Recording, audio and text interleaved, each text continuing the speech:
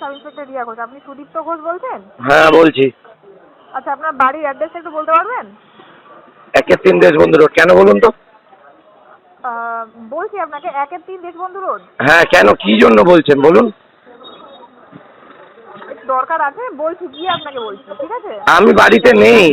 আপনি এখন বাড়িতে নেই? কোথায়? না, আমি হসপিটালে। এই আমাদের স্টেট জেনারেলে? না, আরজি করে। আচ্ছা, বাড়িতে নেই তাহলে এখন? না।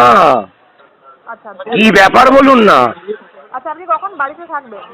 আরে কি হয়েছে ব্যাপারটা বলবেন তো, আপনি তো বলেই যাচ্ছেন সমানে। ফোনে বলতে পারছি না, আমি গিয়ে আপনাকে বলছি, ঠিক আছে? ঠিক আছে, আমি এখন হসপিটালে ডাক্তার দেখাতে এসেছি, আমার প্রচন্ড শরীরে চোট খেয়ে আমি। মানুষ সবভাবেই আতঙ্কিত। আমাদের এখানে প্রচুর ভয়। কেউ ফ্রন্টে আসে, আমি ওই অবস্থায় ওখান থেকে পিঠে ব্যথা নিয়ে, আমার হাতে প্লেট আছে, আমার হাতে পড়ে গেছিলাম, প্লেট আছে, আমি বাইক চালাতে পারি না। আমি অনেক কষ্ট করে নিজের গাড়ি সেলফ ড্রাইভ করে আমি এখানে এসেছি, কারণ আমি জানি জেনারেলে আমি যদি যাই, বর্ণনগর জেনারেলে আমাকে দেখতেও দেবে না, কারণ ওরা ওই নামগুলো শুনলে সঙ্গে সঙ্গে আমাকে ওখানে অন্যভাবে ফাঁসাবে এবং আমার এর পরে ওরা আমাকে ফাঁসাবার চেষ্টা করবে। তার জন্য আমি আজকে বলেছি, আজকে আমি লড়ে শেষ দেখে ছাড়বো। অলরেডি বর্ণনগর থানা থেকেও আমাকে বারবার ফোন করা হচ্ছে যে আপনি ফোনটা ধরুন, কোথায় আছেন বলুন, আমরা সেখানে যাচ্ছি। মানে ওখান থেকেও প্রভোগের চেষ্টা চলছে। আমি কাজটা করে পয়সা পাচ্ছি না, সেটা বলতে গেছি, প্রতিবাদ করেছি। ঘটনার পর পুলিশ ফোন করে চাপ দেয় বলে অভিযোগ করছেন ইন্টেরিয়র ডিজাইনার সুদীপ্ত ঘোষ। তবে পুলিশের এক্ষেত্রে বক্তব্য যে বরানগর থানায় অভিযোগ দায়ের হয়েছে এবং অভিযোগ পেয়ে ক্ষতি দেখা হচ্ছে বলে খবর পুলিশ সূত্রে। আমি যেতে পারবো না, আমাকে বউ বারণ করে দিয়েছে, আমি কি করবো? সে নেই, কোথায় ফোনটা লাগাচ্ছে, কথা বলো না বাড়িতে, একাই বাড়িতে বলছি, বউ নেই বাড়িতে, কিছু নেই।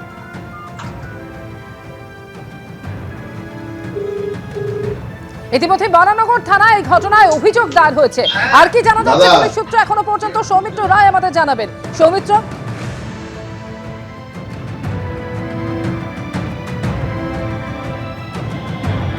দেখো, একেবারে মারাত্মক অভিযোগ। খাস কলকাতায় তৃণমূল নেতার বিরুদ্ধে তোলাবাজির অভিযোগ এবং সেই তোলার টাকা না দেওয়াতে সেই তৃণমূল নেতা এক ব্যবসায়ী ইন্টেরিয়র ডিজাইনার সুদীপ্ত ঘোষের বাড়িতে লোক পাঠিয়ে বেধড়ক মারতে মারতে তাকে বরানগরের যে যুবক সংঘ ক্লাব, সেই যুবক সংঘ ক্লাবের তাকে নিয়ে আসা হয়। এবং যেটা সুদীপ্ত ঘোষ অভিযোগ করছেন যে তাকে বাড়ির মধ্যে তাকে বেধড়ক মারধর করা হয় এবং তার বাড়িতে যারা গিয়েছিলেন সেটা হচ্ছে শঙ্কর ঘোষের লোকজন। এই শঙ্কর ঘোষ হচ্ছে বরানগরের সাংগঠনিক জেলার INTTUCর পদাধিকারী সভাপতি পদে রয়েছেন এবং তিনি লোক পাঠিয়ে তাকে বেধড়ক মারতে মারতে তাকে বরানগর যে ক্লাব, যুবক সংঘ ক্লাব, তাকে সেখানে নিয়ে আসা হয়। সুদীপ্ত ঘোষ এও অভিযোগ করেছেন যে ক্লাবের সামনে নিয়ে আসার পরও তার রেহাই মেলেনি, সেখানেও তাকে বেধড়ক মারধর করা হয়।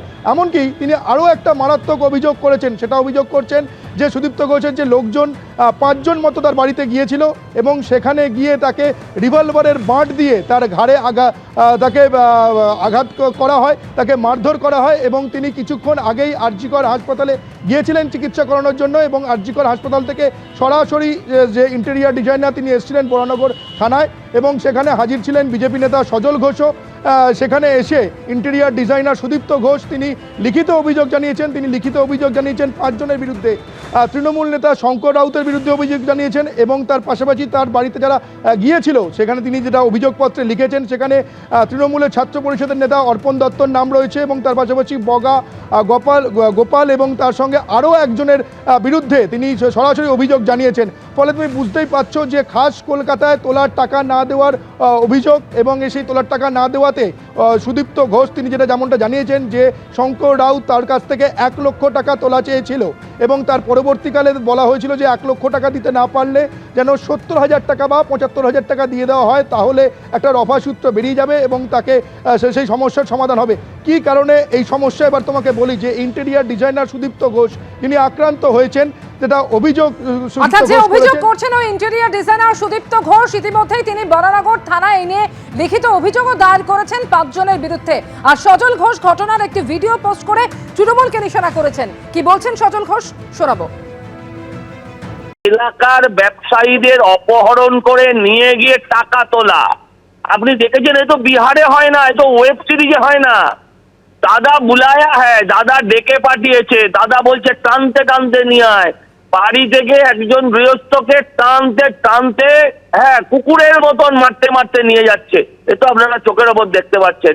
কোন রাজত্বে বাস করছে? এটা কোনো প্রত্যন্ত গ্রামে নয়, কলকাতা শহর। এটা practically Kolkata municipal corporation area না হলেও পিনকোড কলকাতা। সেখানে যদি প্রকাশ্যে রাস্তা দিয়ে টেনে তাকে টোটোয় করে নিয়ে গিয়ে সেই অপরাধীর ডেরায় নিয়ে যাওয়া হয় এবং সেখানে তাকে মারধর করে পরে হুমকি দিয়ে টাকা দিতে হবে এই সময়ের মধ্যে, তবে তুই বাঁচবি বলে যদি ছেড়ে দেওয়া হয়, তাহলে কোন রাজ্যে বাস করছে? পলিটিক্যাল মোড় দেওয়ার কোনো প্রয়োজন বলে প্রয়োজন আছে বলে আমার মনে হয় না। এটা কোনো পলিটিক্যাল রাজনৈতিক কোনো ইস্যু নয়, কোনো ব্যক্তিগত ইস্যু। সেখানে কোনো অসুবিধে থাকে প্রশাসনের মতো কাজ করবে, সেই দিকে কোনো অসুবিধে নেই। কিন্তু কোনো একটা ব্যক্তিগত ইস্যুকে আমার মনে হয় একটা পলিটিক্যাল মোড় দেওয়ার কোনো প্রয়োজন নেই। হয়েছে না উনি কারোর টাকা নিয়ে রেখেছেন, কাজ করেননি ইন্টেরিয়র ডিজাইনিং এর, সেটাও তো আমাদের একটু দেখা দরকার। এবিপি আনন্দ, এগিয়ে থাকে, এগিয়ে রাখে।